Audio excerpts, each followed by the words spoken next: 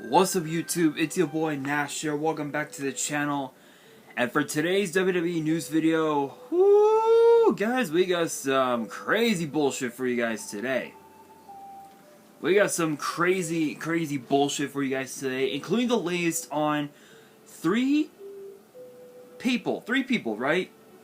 Three people apparently are coming back to WWE. Triple H revealing a World Cup tournament. Well, I don't know what the hell is going on with this World Cup.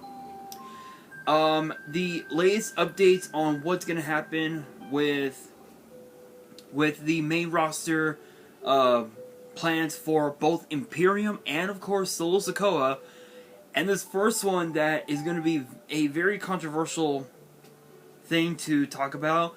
Apparently, is WWE charging cities to host major events. Yeah, you heard me right on that. You heard me right.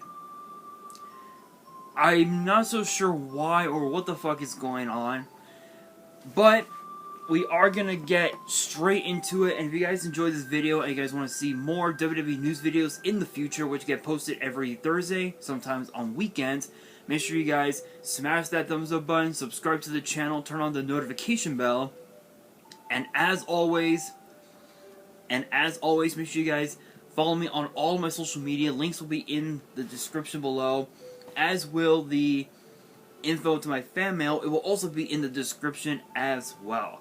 Let's get straight into it. And apparently, yeah, so WWE has been planning to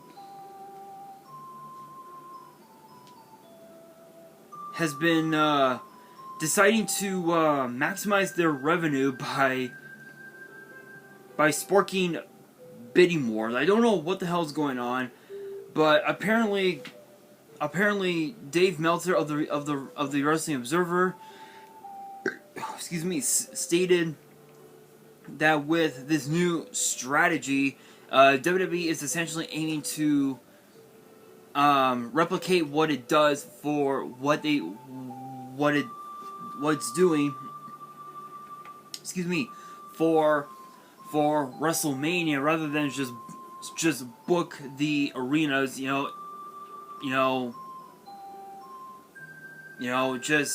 Just whatever, so,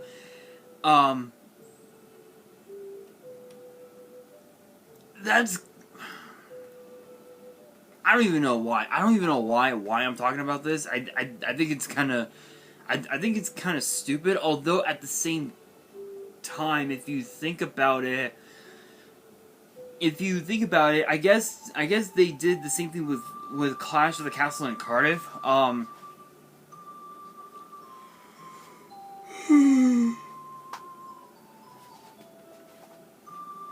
But truth be told, it could have happened.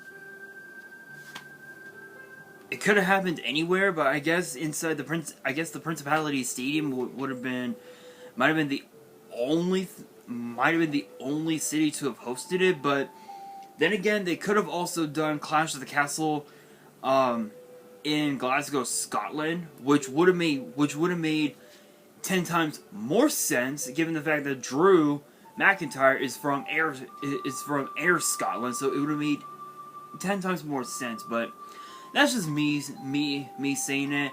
Don't really know why they're doing this. I guess to boost ticket sales and commercial revenue, maybe. It's hard to say, but they're only doing this with the stadium, with the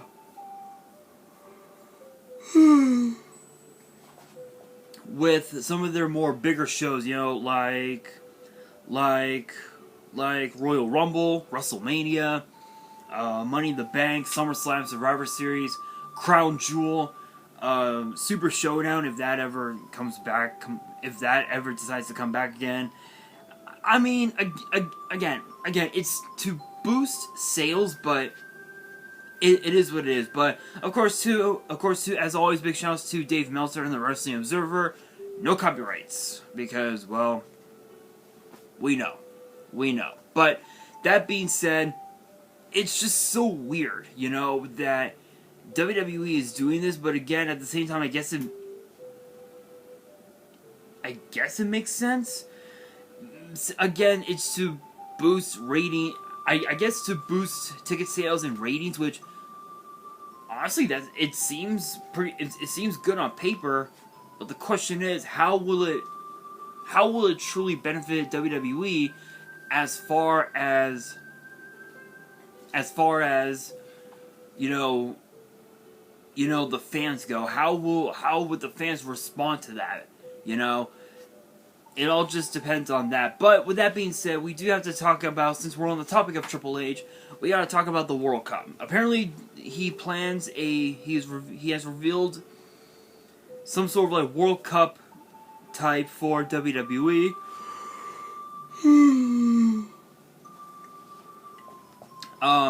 And this was actually talked about in the Clash at the Castle press conference just a little over a week ago, and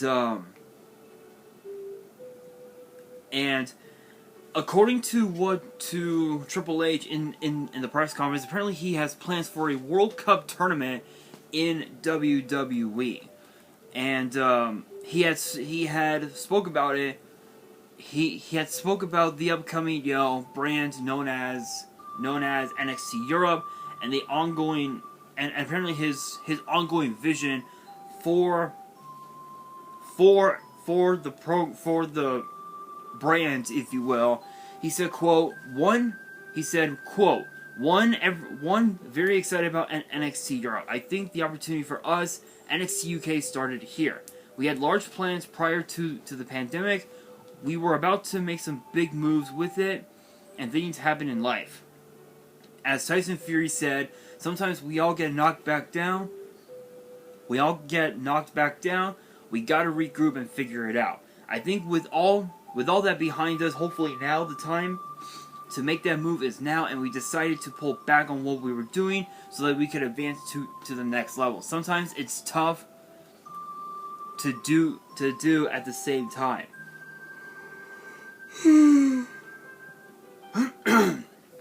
And he went on to elaborate to just further discuss, the plans for NXT Europe, and of course for the World Cup. He said, quote, "So I think you'll see NXT Europe, and as I mentioned the other day in some interviews, I think the long-term goal in that is to be in markets all around the world with product that can eventually be competing against each other. World Cup type scenarios that are feeding into Raw, to SmackDown, and to WrestleMania."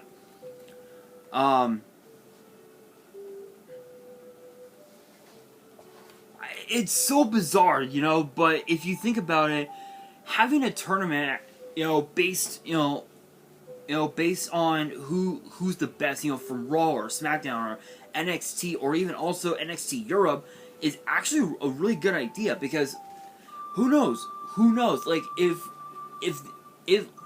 how can I say it? Let's say Triple H does do said tournament, what are the chances that the winner? Well, what are the chances of prizing? What could the winner receive? Some people would suggest, oh, the winner should get money or get this or get that. Honestly, no. I don't know why they would want to win money, because they're already making money. So what's the point, But I think, truthfully, I feel like the winner should get a title shot, because if it does happen, let's say this tournament does take place when NXT Europe comes to pass, odds are it's a possibility that we could see something similar to, see a championship similar to the NXT UK title, something like the NXT European Championship, which would it really make sense? NXT European Championship. I mean, I guess in a way it does make sense. I mean, I know that we haven't had the WWE European Championship. I think in what, 20 years? Yeah, 20 years ago it was retired when I think, who was it? Rob Van Dam. Yeah, I think when Rob Van Dam defeated Jeff Hardy to not only to actually unify both the European title and the Intercontinental title to create basically one undisputed Intercontinental champion, which honestly was pretty good. But I must admit, this World Cup tournament, you know what, I'm down. I'm down. Who knows? Who knows? Will it happen? It all depends. It all depends on. It all depends on what Triple H does. You know, because now that he's been, now that he's the head of WWE Creative, and breaking news, it just dawned on me. Breaking news. We also found out, if I can get to it.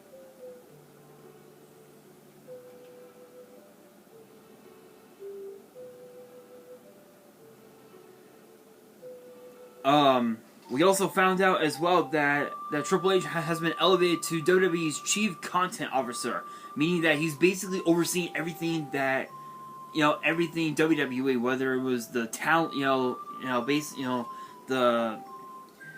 the talent signings and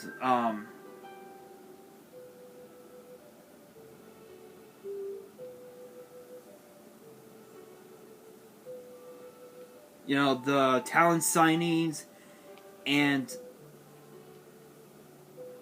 pretty much everything else. Basically just everything else that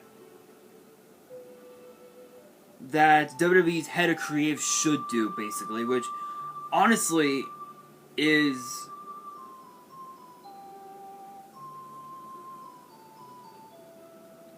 it's fucking awesome. I'm honestly like ecstatic, and basically, and yeah, I thought so. Okay, yeah, I thought so. I thought so. Breaking news: WWE elevates Triple H to Chief Content Officer, and will oversee creative writing, talent relations, live events, talent development, and creative services.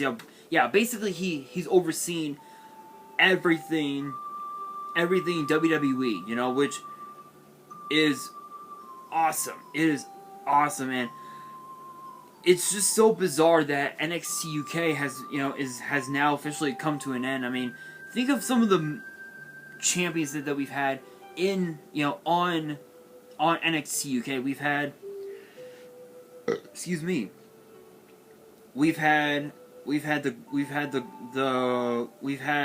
so many incredible tag team champions. We've had 1, 2, 3, 4, 5, 6, 7. We've had seven tag team champions. The Grizzly Young Veterans, Subculture, Gallus, Pretty Deadly, Mustache Mountain, Ashton Smith and Oliver Carter, and of course, Josh Briggs and Brooks Jensen. How crazy is that? How crazy is that? Two dudes from overseas here in the U.S. as UK champions. That's pretty bizarre, isn't it? It's bizarre, but it's so awesome. It's awesome because they were given a chance to showcase to the NXT UK fans who they were and what they were about, which is awesome. Absolutely awesome. And of course, too, the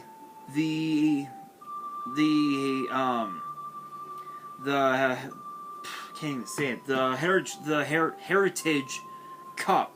A-Kid, Noam Dar, Tyler Bate, Mark Coffey. They all became, the Heritage Cup winners, which is awesome. And of course, too, the NXT UK title, Tyler Bate, Butch, Gunther, and of course Ilya Dragunov. And of course the women's title, Rhea Ripley, Toni Storm, Alba Fire, Meiko Satomura, and now Mandy Rose had unified the titles. It's awesome. It is absolutely awesome. But as far as this tournament goes, I feel like it should be a battle. It should be a tournament battle between Raw, SmackDown, NXT, and NXT Europe, because I feel like I feel like it should be the winner will receive a title shot anytime that he or she wants. I feel like that could be the case, but who knows? But that now brings us to this. Since we are continuing the topic of Triple H, apparently there have been three former WWE superstars are wanting to come back to WWE? What the fuck is going on?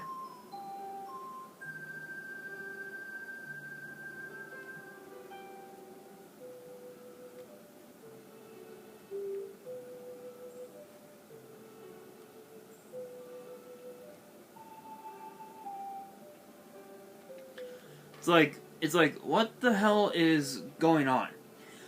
Well, apparently, one of those people is none other than Brandi Rhodes. Oh, you guys don't know Brandi Rhodes? Let me put it to you guys like this. She was once in WWE as Eden Styles, and she got released from WWE right before the draft even started. Once the draft started, she got released from WWE, and of course her and her husband Cody Rhodes, they went and did their own thing, and apparently now with the American Nightmare back in WWE, even though he is currently injured. There have been recent reports that Brandi Rhodes has been that apparently Brandi Rhodes had worked a match with a new talent at the Performance Center a little over a month ago. And apparently, and of course, too, Fightful Select had reported that she had been at the PC on several occasions, including on Friday, August 12th, when she wrestled one of the facilities in-house events, and there's no word on who she faced. Nobody knows, but there's no indication as to whether or not it was some sort of like tryout for her, because she's been linked to a deal with WWE alongside Cody Rhodes. Apparently, I guess she's signed to WWE under Cody Rhodes' jurisdiction, which honestly.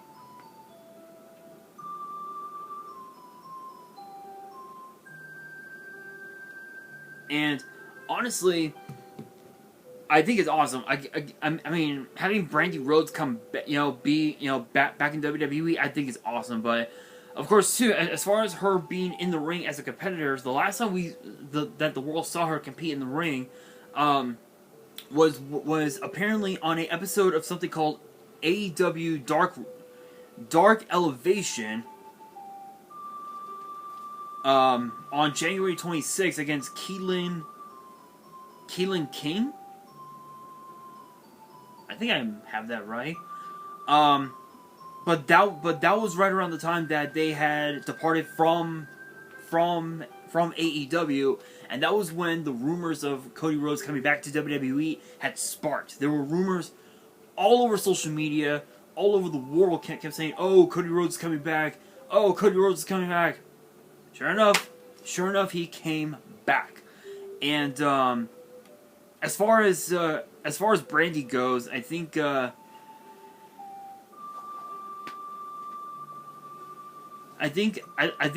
closest that Brandi had ever competed, in a full on WWE match was actually in a battle royal on on a FCW Florida Championship Wrestling show in July of 2011. Again, she appeared as Eden Styles, and she just became a ring announcer, which concluded in 2016. But there have been also rumors of Jonah, or I guess Bronson Reed coming back to WWE as well, amidst the fact that Triple H is now running things in creative, and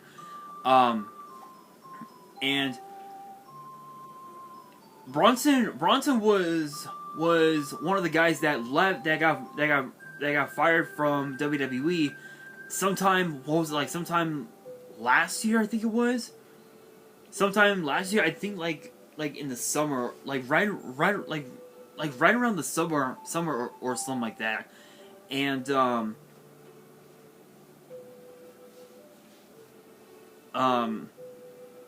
of course too, you guys know that there have been a very large a pretty good handful of former NXT talent coming back to WWE, including Dexter Lumis, Johnny Gargano, who else?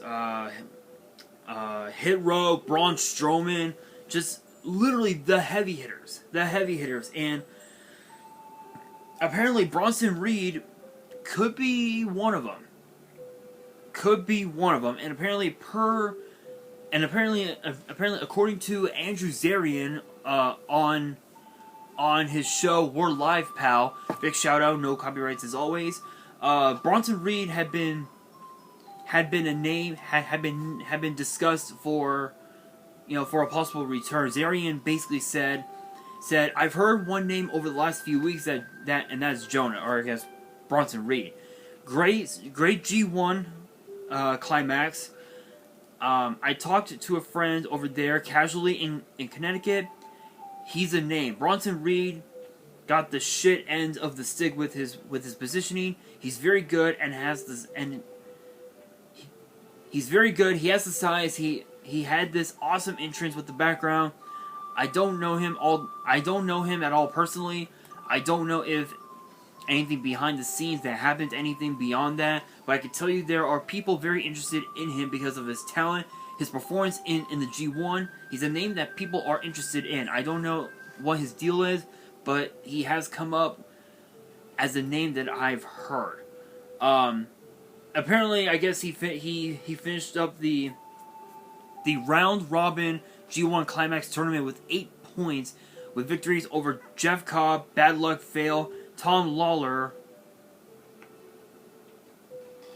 and the eventual tournament winner, Kazuchika Okada, and he finished second in Block A behind Okada, which is awesome. And also, too, people forget that he's a former North American champion, and he got released in the summer of last year.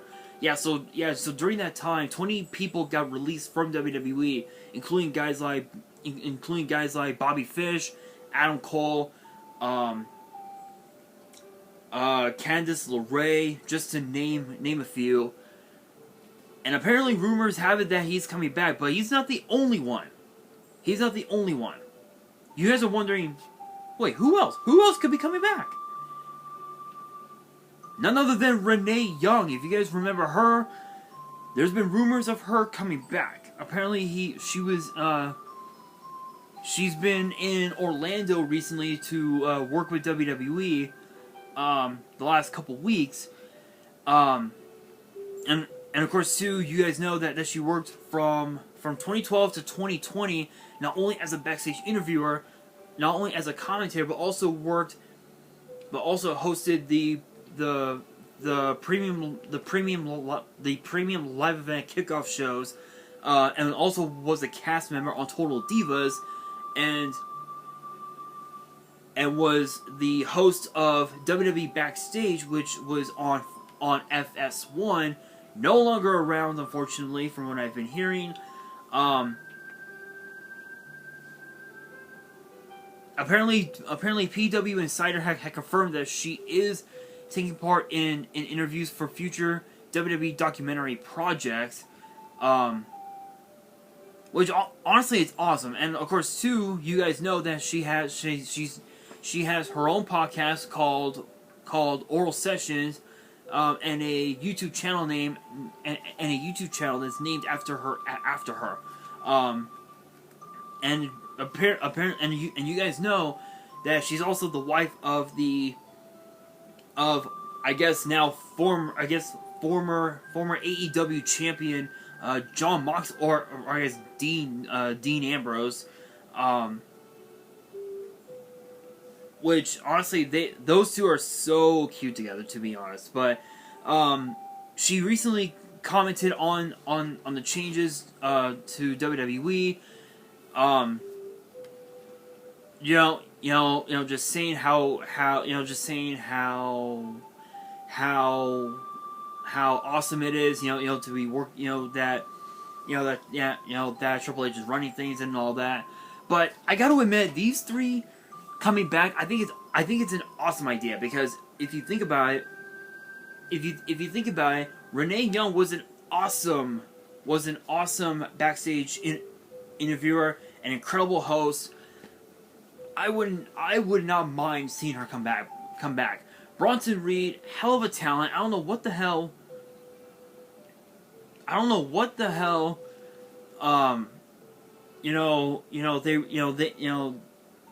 WWE was thinking of firing Bronson Reed, firing Brandy. I don't know what the hell they were thinking, but I'm all for it. I am all for it. But with that being said, this now brings me to the question of the day, which is this. Who should Bronson Reed face first upon his return? Let me know down in the comments. I'm very curious of what you guys have to say, because I'm pretty sure that the comments are going to be pretty unique. But now we have to talk about. But now we gotta talk about the future plans for Imperium and Solo Sikoa on the main roster. So apparently for Imperium, Clash of the Castle was not a one-time only deal. Apparently, PW Insider's Mike Johnson stated that Kaiser, Vinci, and Gunther are now